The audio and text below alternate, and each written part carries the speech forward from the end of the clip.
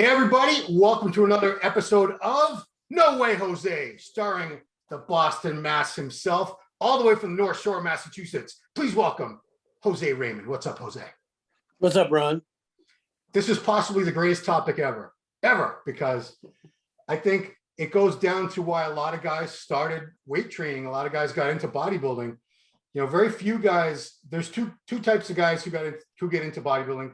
I was talking to this Tony Burton kid the other day. He's one of the minority, the small amount of guys who are just awesome athletes who happen to have awesome genetics for bodybuilding. And people said, oh my God, you look great. You should be a bodybuilder. You should compete. That's like 5% of bodybuilders. The other 95% gets into it, hoping that girls will check them out. They'll get more girls. Guys will respect them more. They want to be more alpha. They just want to be exceptional. And, you know, because being a man is very, very competitive, as you know. We're all in competition with each other for basically resources and women. And why do we get the resources? Most of the time, it's the end game is to have access to more and hotter women. So I'll start with the question. The question is, in your observation, in your lifetime, do you find that in general, do women like muscles on a man? Well, Ron, I fell into the same category as Tonio. Yeah. I got into bodybuilding because it was like a stress relief, and you know, to get better for sports, and eventually my body morphed into that type of body. And my brother convinced me to compete. I never had any intention of competing when I started, and it really had nothing to do with chicks. I didn't have a problem with girls when I was young anyway. So and we're talking like 8, 9, 10 years old. Sure. You know, but I looked 15. Yeah. I always looked young. I was shaving at 10. So it was I never looked my age, and now as I get older, I'm paying for it. But yeah, it's what was even the question? I was still thinking about Tony. All right, so let me rephrase it, because I think a lot of it, I fit into that huge category of guys who are young kids who are hoping they would make me more attractive to women if I got muscular, especially because I wasn't really good at sports. I wrestled a little bit, but I didn't have a whole lot going for me. I wasn't tall, I wasn't rich, so I figured, let me get some muscles. And it was actually, I give credit to one girl in particular. She's out there somewhere, Nancy LeBlanc. This girl from my church youth group, I used to go to a church youth group. She had posters on her wall of two guys, Arnold Schwarzenegger and Kerry Von Erich, the late wrestler from Texas. And she was all about those dudes, Arnold and Kerry. So I think, you know, I was a little runt. At the time, I was probably like 85, 90 pounds, thinking I'm going to just get jacked and she'll notice me. Didn't end up happening. But I think that's the mentality a lot of young guys have, is that if they get bigger, if they get more muscular, the girls are going to notice them and they're going to choose them over the other pack of men, because like I said, it's very competitive. Guys are all competing for the same core group of super hot chicks. And my personal experience was some women are into muscles, very few are into the bodybuilder physique. And me and you know all of them, basically. It's a small, I don't want to call them groupies, but there's a very small amount of women who really appreciate and are attracted to the look of someone with like your kind of muscularity, just extreme muscle mass. Most of them they're more attracted to like a smaller version of men's physique, even a guy that's kind of toned. He's got the abs, he's got big spiky hair. And I found that it was gay men that were really into muscular guys and not women, because I've had, I'm sure you beat my record, but I've had hundreds, if not thousands, of gay guys in person. Nothing against, you know, nothing wrong with that at all. I love everybody, believe me. In messages, just propositioning me, saying, you're hot, you're handsome, you're this, you know, let's hook up, I blow you, I do this, I do that. I'm like, you know, this is what I want. This is the response I was hoping to get from women, but women aren't like that. Women aren't like guys, unless they're like juiced out of their skulls and have, you know, a nice big clitoris like that big. But most women aren't that horny, and they're not that forward and direct. You know, they wait for men to come to them, whereas dudes are dudes, whether they're gay or straight. They're horny and they go after what they want. So you've been around the single scene as a younger guy and everything. Yeah. You've seen the whole seen as far as how women choose who they want to get with, do they tend to go after muscular men, or is that just wishful thinking on the part of all of us idiots who started lifting thinking we were going to get all the girls? Ron, there's so much to talk about here. Hmm. First, I'll touch on the gay thing. I said it the other day to one of my clients, and my life would be so boring without gay people. Honestly, half my clientele throughout my career has been gay males, you know, trying to get in shape, trying to look good.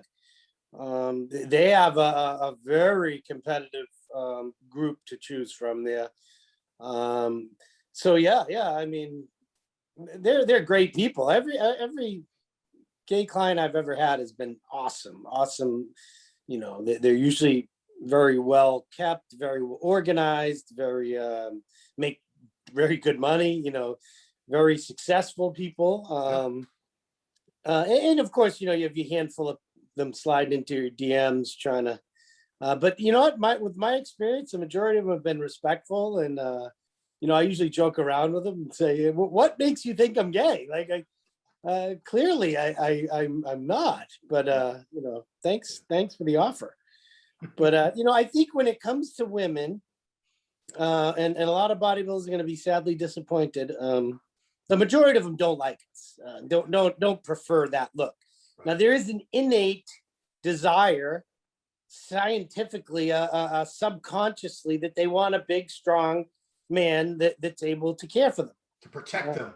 right? To provide, to protect them, and to procreate with. I think that's you know, an innate desire for women. Now, when it gets to the freakish bodybuilder type, there's a very select few that really like that. You know, maybe the men's physique look is more not only more attainable, but more desirable to women, because you know, they can dress nice, they look good in clothes, they look great on the beach, they got great hair, and you know, the whole gamut there. They don't bulk up. Yeah, for the most part, they're not just outlandishly cartoonish, you know. And let's face it, the majority of open or even pro bodybuilders, period, off season, don't look too healthy. You know, they're usually carrying 30, 40, 50 pounds too much weight. So they're a little, you know, Big bloated red face. Yeah. I've been Yeah. there. But yeah, there's certainly that select group that do like muscle, and the ones that do, they love it. Yeah. You know, but I think it goes back to the whole provider thing. You know, women innately, they're taught at a young age, you know, find a man that's, you know, tall, dark, and handsome. Where does that tall come from? It's a subconscious desire for size, stature, not only stature physically, but stature with income and their business, and that's actually been proven. That's not bullshit. Tall men do make more money. They do. Sure. And so do good looking people, you know. Of course. If you're getting interviewed for a job and there's a guy that looks like Ryan Terry, or a guy that looks like me, Ryan's getting the job. You know, come on, Jose. Don't throw you. No, you should have said well, Shrek, not you know, a foot taller than me. He's got a full head of hair. All right. You know, I'm not going to kid myself. It is what it is. You know, or you know, a Kaique or Jason Poston. Those guys are all tall, good-looking guys. You know, fit. But yeah, that's the reality of it. But you know, through the years, I've seen it firsthand. There is that select group, thank God, that do enjoy the freak show, you know, and they're usually pretty freaky themselves. And you know, I hate to throw them under the bus because, you know, I just sound like a hater, but those women they've been around. If they've been with, I'm not going to name any names. If they've been with, say, one pro that is known to be a ladies' man, they've probably been with this one who has, and that. I could rattle off, if they've been with this guy, I could probably with good accuracy say 4 or 5 other names that they've probably been with, because there's not a lot of guys who really get around and have, that's another thing that we need to talk about. It's not just muscles. I know plenty of guys who are jacked and they have no game. They're afraid of women. They don't know how to approach women. They don't know how to talk to women. And these guys are basically like incels. You know what an incel is? No, go ahead. Incel. You're lucky you don't know all these stupid terms that the kids use now. Incel is a word the young people now use for guys who are involuntarily celibate. And check this out. This is scary. This is how rough it's gotten for the young men out there. 27% of men aged 30 haven't had sex from ages 18 to 30. Either they are virgins or they haven't had sex in that span of time. So almost 1/3 of men that are in that age group are not having any sex right now. It's not because they don't want to. It's because women have gotten very, very choosy. They could be like 400 pounds and missing teeth and patches of hair falling out, but they still think they should have a taller, richer, better looking Tom Brady. Well, I thought Tom Brady was pretty cool. We were talking about earlier. Yeah. The guys 18 to 30, their talent pool is going after guys 30 to 45. Right. Guys who are established with a job and a home and a business and some money and that's more what they're attracted to than a 25-year-old kid who's out partying every weekend. Living with mom. I think there's other problems as well. I think technology has destroyed people's ability to communicate because of social media, because of all this, the cell phones, texting, and when it comes time to actually stand in front of someone and have a discussion, these people are useless. They don't know what to talk about. They don't know how to talk. And 9 times out of 10, they'll just showing pictures. Look at my phone. Look at this. Look at this. Look at this meme. There's no ability to truly communicate and get to know someone. And I feel bad for those guys because 18 to 30 should be your wheelhouse. Not 27% not getting it. That's horrific. Well, you brought up a good point too, is, I'm talking about here's another catchphrase. SMV stands for sexual marketplace value. Have you heard that term? Okay, well, I don't have a 21-year-old son. No, this is like from these videos on YouTube called there's a whole group of YouTube creators called they're called the red pill community, or the red pill. Anyway, one of the things they talk about a lot is sexual marketplace value, and a woman's sexual marketplace value is highest when she's ages 16 to 24. That's when her fertility is the highest. Her hair is nice and shiny. There's not a dimple of cellulite, no stretch marks. They're just fresh and fit and firm. And, obviously we know that women can look good and much, much later in life. We know that. But a man, his sexual marketplace value isn't so dependent on his appearance and youthfulness as it is his resources, what he brings to the table. And a lot of guys don't have that in their teens and 20s. It's not until, like you said, they get established in their 30s, 40s, when they have money, a career, a lot more confidence. So that's why you always have seen throughout history, younger women with older guys, because they want what the older guy has. And that's an easy way. You're a 22-year-old girl. You don't have any money. Here's this guy who's making a couple $100,000 a year. He's got a boat. He's got a huge car, a huge house. He's got a few cars. She can't get that on her own with her friggin', $30,000 a year secretary job, whatever. All right, women. Sorry, I know a lot of you make money. Relax. I knew that was coming. They're gonna kill me. I know a lot of you women make your own money. Relax. In general, women make less money than men. You can't argue that. So a very easy way for women to get those things and that status is latch on to that guy. So if they have their choice of men and they can choose between a 24-year-old kid who doesn't have anything yet, he's still living with his parents and whatever, or a guy who's 35, has all that stuff, and he's, very confident in himself because he's a little older, he's been around, he's had some experience in the world. It only makes sense that they're going to go for that guy. Oh yeah. They may go for the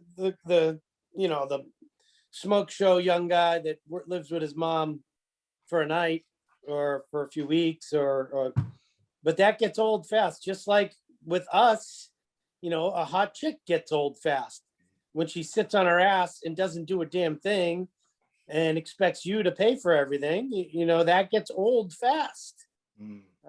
So it's, you know, it works both ways.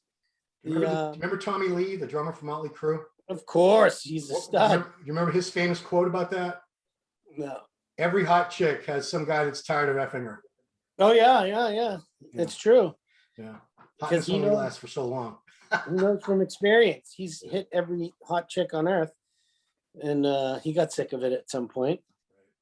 Yeah. We got to go back to, we're getting way off top. I know I could talk about this shit all day. I know. It's freaking fascinating. But like I said, muscles, guys, when they start out, they really have this idea that women are, they're into big, huge muscles. And we've already firmly established that they're not. Like, I'm going to use you as an example, Jose. Okay. Typically you would think a guy that size would turn off women. A guy your height wouldn't have any success with women, but I've seen women around you that you have women aren't attracted to you because of your muscles or your height. It's your personality. It's the way you engage. It's your confidence in yourself. It's the energy you give off. And, you know, curls and bench presses aren't going to do that for you guys. You have to work on that. You have to work on your confidence. You have to work on being comfortable around other people, communication skills. Like I said, these kids today, they're at a huge disadvantage because most of their communication is on texting, messaging. They don't even know how, a lot of them don't even know. My son does, he's 21. If I ask him to call something to set up an appointment or whatever, he's like, can you just do it? He's like, doesn't know how to talk on the phone, even to like make a doctor appointment for himself. He's 21, he's almost 22 years old, for God's sake. But yeah, I would say, like, for you, you were successful in your life with women more in spite of your muscles than because of your muscles. Would you say that's accurate? I'd like to correct the word successful. I've had many relationships. And yeah, I never saw myself as short.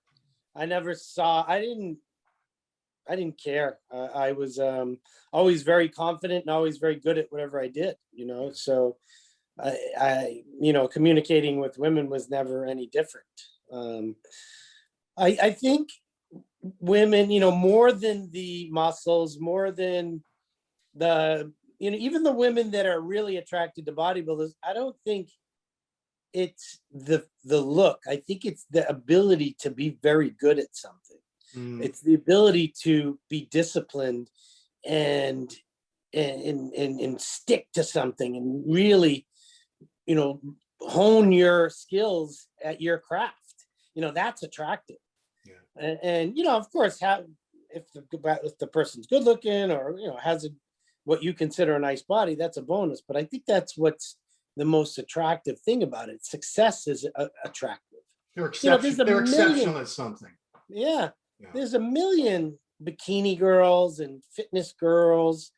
And I find myself more attracted to the ones that are successful and like doing great things with it. You know, there's top 10 bikini girls are all smoke shows. Yes. But I love Ashley Kaltwasser. I can't even say her name, but she's so talented, like athletically. She's good with her business. You know, she's markets the hell out of herself, and she's a talented girl, like with what she's been able to do with that body, you know?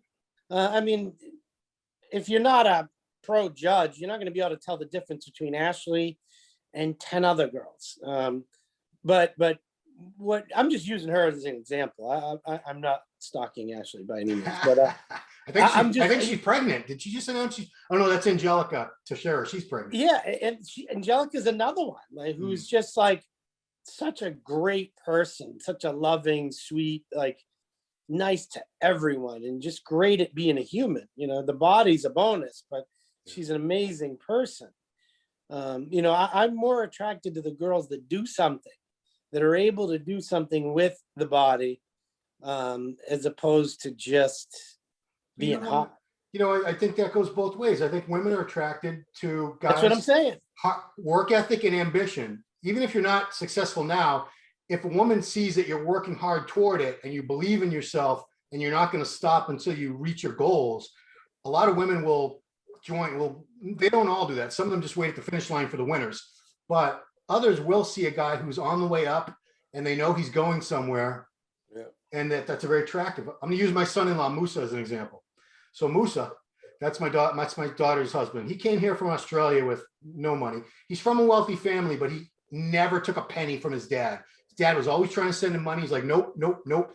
This kid had an engineering degree, tried engineering here for a very short time, didn't like it, and decided he was going to do something else. And in the meantime, he wasn't a citizen. He was not quite legal at some point for a little while all that was getting straightened out. So he had to work under the table.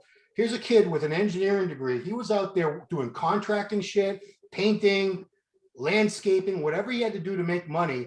And, you know, he was still applying to he ended up being like a financial advisor. And now he's running Boston Motorsports. He's a finance director. If you guys need a Lambo, a Bugatti, a Ferrari, he's your man. He'll hook you up. He comes to the house with these things sometimes. It's pretty awesome. I saw that. Is that his car or it's just a rental? No, he drives a very nice Mercedes AMG, but he's come to the house in a Mercedes McLaren. He had that cool Ferrari the other day. He had an Audi A8. He had a Lambo one day when I wasn't here, damn it. But, you know, I'm not saying my daughter's like that, like she had to have a sister, but I'm sure that quality attracted my daughter to him, that he was ambitious and super hardworking. Yeah. You know, I don't think any guy, whether he's if you're a bodybuilder and all you want to do is eat, train, and sit around all day, the rest of the day, smoking dope, friggin' waiting for your next meal, waiting for your next workout. And, you know, you're not hustling. You're not trying to, a lot of bodybuilders now hustle. They're trying to make money in this and that, but there are still some of them who have that attitude, like the world owes me because I have a great physique. So they should be calling me up and people should be offering me money and offering me contracts. And I don't think that's not attractive. Anybody who's lazy, that's unattractive, no matter whether you're a man or a woman. It's a turnoff, huge turnoff. Yeah, well, it's a turn off to companies too. That's why they don't have sponsorships. Yeah. You know, they're not out getting it because it's certainly not going to come to you. Right. You got to go out and earn it. And the guys that are out staying busy doing it, they all have something. They're all making money, you know. Yeah. Blessing didn't get 2 million followers by being good looking. He got it from hustling, you know. He's always working, doing something. Yeah. You know, all the most successful people, you know, in any industry, but particularly in the fitness industry are hustlers. Mm-hmm. They're on there nonstop, and their ability to adapt, like Jay Cutler, is incredible. Mm-hmm. You know, he went from the era when there was no social media to being a master of social media. Yeah. You know, he's the king because of it. Yeah. You know, Rob and Dana Lynn are incredible with their social media, and, you know, the list goes on. Yeah. Flex Lewis is adapted to this modern day craziness, and they're killing it. So I just thought of another random thing about, you know, how being a good looking muscular guy isn't enough, because I'm not going to say his name, but my brother Dana told me he was meeting you to train, and there was another guy that you were working with at the time. I'm not going to give any clues to who he was. You'll know immediately. And good-looking kid, younger than us, pretty good physique for sure. And I guess you introduced him to some girl you were training or something, and he grunted like, you know, clearly did not know how to interact properly with with women. And that's, like I said, you can have the look, you can look like this studly thing, but if you open your mouth and you're obnoxious or you're rude, you know, that's goodbye, because they will dismiss you. They're in their mind right there, like, nope, not this guy. Yeah, it certainly might work with some women, but for the majority of cases, you can't be just grunting at them. I had to tell him, knock it off. What are you doing, dude? Yeah. I'm like, I trained that lady. She's a wonderful woman. What are you doing? Yeah. Well, he's like, oh, she's beautiful. I think some guys have it in their head. They've been told there's this whole industry, the pickup industry. I've only watched videos occasionally to laugh at them, because they try to teach men all these like tricks, like you're gonna trick a woman into liking you or having sex with you. And one of the things is, like, they teach them to be negative, like put women down, because they think the idea behind that is that hot girls have so many guys every day giving them compliments, telling them how hot they are, that it doesn't register with them. It's like, yeah, whatever. Yeah, I'm hot. I know. But if some guy says, oh, you could lose a couple pounds, or they call it negging. They actually made a verb out of it, negging. So if you like criticize their body or their hair or their nails or what they're wearing or something, that's supposed to like get the girl's attention. Like, oh boy, like now I have to work for this guy's attention because he doesn't think I'm perfect, which I think that's a point. I don't know. Maybe it works a certain small percent of the time, but I have to imagine most women be like, fuck you, dude. You know what? Yeah, I don't see that working. That's that's like you see through the years, like this total asshole, but how does he have this beautiful woman all the time? That's like reverse psychology nonsense. But no, I wouldn't try that approach. That ain't gonna work for most of us. Yeah. But you know what? There is something to be said for women they do like bad boys from what I've seen. They like guys that are like unpredictable. Yeah. They don't like the guy who's a puppy dog. That unfortunately that's been our simp. You know that word, simp? Yeah. Simps are it's a word for guys who put women on pedestals. They think all women are these perfect angels who are like on this higher plane of existence than males are. And they'll be the ones who text them every morning, hey, how's your morning going? And just annoy the hell out of the woman. Whereas the bad boy, he might not return a call or a text for days. She never knows what's going to happen with this guy. She's not sure if he really likes her. He's probably got a few other girls going at the time, so they feel like they have to compete for him with these other women. I think there's something to be said that women don't want a guy who's easy to get. They want a woman that all the women are trying to get because he's the highest percentage. He's that rare percent with the best looking, tallest, richest, most successful. No woman wants like the loser guy that, just like snap your fingers and he'll come running and buy you chocolates and flowers and anything you want. They want a guy that they kind of have to chase. I think there's been this myth, or maybe that's how it used to be, that women wanted to be chased and pursued. But I think these days it's the opposite. I think women want to be the ones to pursue just a very small percent of the top guys. And they basically ignore. I've heard this statement that 70 or 80% of men now are completely invisible to women. They've done actual surveys where they'll show men pictures of 100 women and say, how many would you consider attractive? And the men will pick like 60 or 70 out of 100. And women will pick like 20 out of 100. So, yeah, I don't even know where I was going with that. Yeah, well, if they showed those 100 men in their home or in their car, that number would go up significantly. I think people in general, whether it's men or women, they only treat people as well as their options. If a woman has 10 successful, beautiful men after them, she's not going to treat every one of them like God. She don't need to chase after him because she's got 10 guys chasing her. If you got 9 ugly guys chasing you and 1 really good looking guy, you're going to be really nice to the 1 good looking guy. Yeah. It's simple math, and it works both ways, unfortunately. Yeah. So, I mean, I think what we're really finding out here through this conversation is that your best way of being successful with women is to stand out as exceptional in one or more ways. And certainly a physique, it helps get someone's attention, but that's just going to get you in the door. It's not going to seal the deal. It's not going to make women want to really be with you unless there's something else beyond that. So like they say in the red pill videos, guys, work on yourselves, stay on your purpose, go after your career goals, get some money, get some success, get confident in yourself. Because like I said, I've known so many guys with these incredible physiques that you would think girls would be all over them, but these guys are very lonely. Geez, I almost want to name a couple right now in our area, but guys that you would think just because they're jacked, they would have at least a few girls pursuing them, but it's very clear that they don't. But based on the tone of their social media posts and things, they're very lonely guys. Yeah. Anyway. Have you ever heard that song, It's an old song. If you want to be happy for the rest of your life, never make a pretty woman your wife. Yeah. Yeah. Is that true? Get an ugly girl to marry you. Well, no, I mean, think about it though. You got a smoking hot wife. She's got some power. She's got the power of the P. She's got options. She's got a lot of options. She's gonna try to run you. She's gonna try to rule you. Mm. She makes the rules. You know, now a girl who feels like she's lucky to be with you, she ain't gonna be controlling you. Yeah.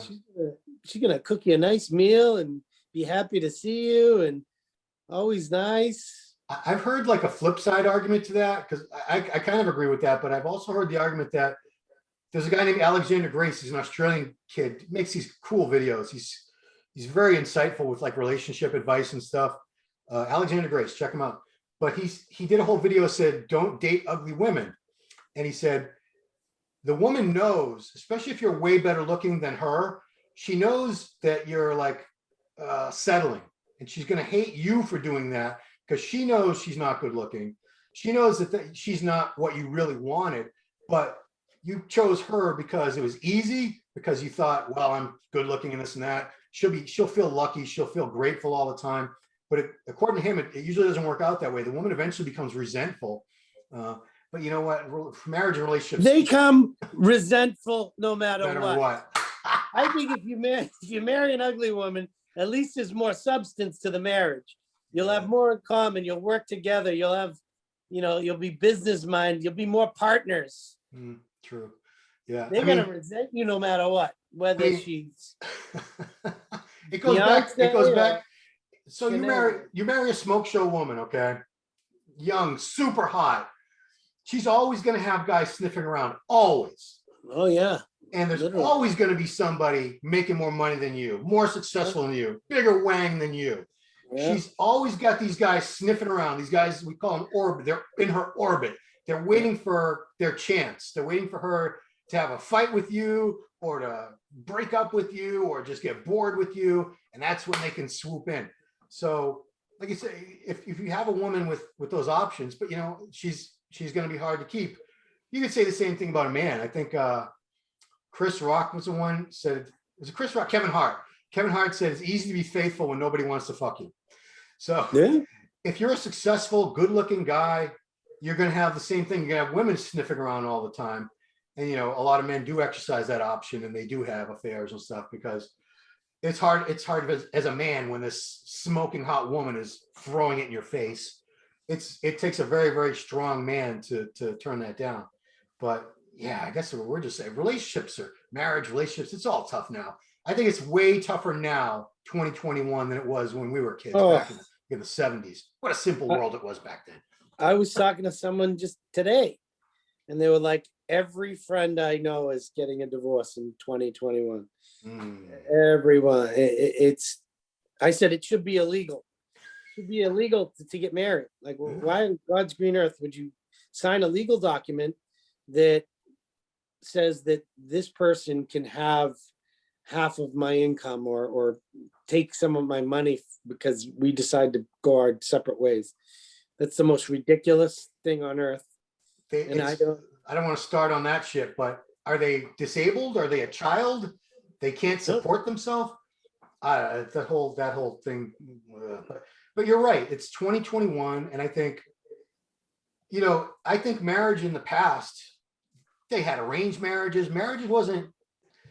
We didn't even have this concept. I've looked into this concept of like people getting married because they're in love. And it's like, that's why they get married. That's a very, very recent thing. For centuries, the reason people got married was so families could consolidate their wealth and power, so that a dad would try to get his daughter married off so he didn't have to support her anymore. Here's a guy who can give her a house and take care of her. Oh, good, she's taken care of. I don't have to worry about her anymore. And that's when marriage was more of like a social contract back then than it was this whole thing. The romantic idea of it was basically from Disney movies and, romantic comedies and stuff like that, from like the past 60, 70, 80 years of movies and TV. Up until then, marriage was really just, okay, I'm going to marry this person so that we can share the chores. I'll make the money. She stays home, takes care of the kids, cooks the food, cleans the house. And that's what it was. It wasn't because, oh my God, if you're the only person I could ever possibly love for the rest of my life, and we have to be together, and we can't ever see anybody else ever again till the day we die, till death do us part, till one of us dies and gets planted in the ground. So yeah, God, it goes against everything that people try to make it to be. Like the way it used to be, the way you're explaining it, that's the only reason you should get married. You shouldn't get married because you're so lustfully in love and you can't possibly imagine not being with that person. Because guess what? There will be a day when you can imagine. Yes. And then you're fucking stuck. Yeah. And it's a legal binding contract that stuck you in there.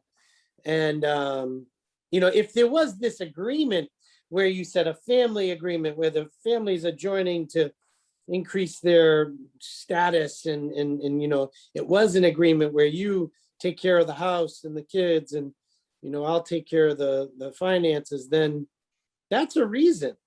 But that reason of being so madly in love, that goes away no matter what.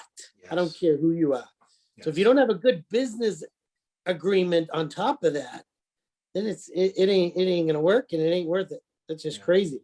Yeah. Because I think a lot of guys marriage rates have gone way down. They're going down anyway. We don't have to really convince anybody. Not that we're trying to. We're not trying to be anti-marriage here, but yes, if you're getting married because, oh my God, this is the hottest woman that I've ever seen in my life. Oh my God, this is the greatest sex I've ever had in my life. Yeah, that's now. 5 years down the line, you think you're still going to feel that way? Maybe. 10 years down the line, you think so? 20 years down the line, I guarantee you, no, that lust, that incredible, new relationships are like you're on meth. It's like, oh my God, it's like a drug. It's like, oh my God, all I can think about is this girl, and oh my God, her body, and what sex, and oh, I can't wait to see her again. I can't wait to talk to her again. That can't possibly last. That's a thing for brand new relationships. That's why a lot of people just do these relationship after relationship after relationship, or they just date. Because either they know Tinder. you can have that drug every day, a couple times a day. I mean, I know we both know someone. I'm not going to name him. He did 100. He set a goal of I shouldn't say banging. That sounds terrible. He set a goal of making sweet love to 100 women in 1 year from Tinder, and he did it. That's not hard. It's 365 days. True. And this is a guy that makes very good money. You know how much money he spent on these women? Zero. He's lying. He had to buy him coffee once. He might have had to buy one donut. Yeah, you're right. But he didn't buy any jewelry or no, anything like that. Oh man, that's what Tinder's there for. There's thirsty girls out there that are just as sick of trying to play the game as guys. Yeah. Although they will say they're looking for, I think women, they still have that stigma of, a lot of them are like guys now. There's like no shame in them being promiscuous anymore. Right. Like there used to be. It's called slut shame. You're actually a bad person now if you slut shame. If you say, oh my God, that girl's been with 300 guys. Oh, that's disgusting. You're not allowed to say that anymore. That's like calling someone fat. You can't do it. So, but I think just for like pretenses, they'll still say, looking for my Prince Charming, looking for true love. I'm looking for something serious, even though they're still sleeping with these guys, from that fast. Yeah. And then how do you take that woman seriously? How do you marry that girl? Just don't get married. Don't get married, guys. Exactly. That's ridiculous. So we're changing the name of the show now. Instead of do women like muscles, don't get married. No, just kidding. Yeah, there's a whole lot of names we could have called this one. That by the way, that guy that banged 100 chicks. Yes. I'm sure these women were just as eager to leave as he was. Oh, yeah. Not like he's he's like a blonde bimbo, like not the greatest conversationalist. He happens to have some money, drive a nice car, being a decent looking guy, good shape. Yeah. And he can pull it off. So you know who I'm talking about. Okay, cool. Of course. He brags about it. Any post he makes, he's bragging in one way or another. Yeah, it's called humble brag. 20-inch arms. Oh boy. He said that numerous times that he has 20-inch arms. What do you think they really are? 17, Hey, come on now. Leave me alone. Probably- What up? maybe 18. I don't know. Yeah, they're probably 18. Anyway, yeah. You don't have 20-inch arms, dude. That's a pro bodybuilder. 20. I think there are more 20-inch arms than we think, because I've had mine up over 18 when I was a little fatter. And I see plenty of guys with arms way bigger than that, but still 20-inch lean arm, very rare. Dude, Nate's arms are huge. Yeah, they are. And they're 19 and a half. He doesn't have 20-inch arms. If I was writing a training article about Nate, they would be 21. Trust me. Exactly. And he doesn't. Exactly. The dude is jacked. And this homeboy on Tinder, his arms aren't as big as Nate's. No fucking way. No. So what's Nate? I know we're way off topic. What show is Nate doing? He's doing the Team Universe, awesome. the Universe He's in 30. 5 weeks. He's over 35, right? Yeah. All He's right, 40. so- He's over 40. Oh well, Nate, let me be the first to congratulate you on your IFBB Pro card, Nate, because I see Yeah. it. Yeah, he's damn good. He's very. I good. hope so. The dude is just morphing every year. He's Yeah. so round. It's crazy. I remember when I first met him in the Revere Gym, Greater Boston, like 5 years ago. And Yeah. you could see the genetics, you could see the potential, but man, he is filled out, and he's kept Yeah. the waist small and tight. Yeah. Good luck, Nate. Well, he's Good luck. got like scoliosis or something, so we can't really squat or deadlift. Even bent rows, he's all crooked. So he's limited to the exercises that would make his waist expand, Oh, which is lucky to him because he's got crazy genetics to grow. So we stick to the basic isolation movements, and he's been growing incredibly.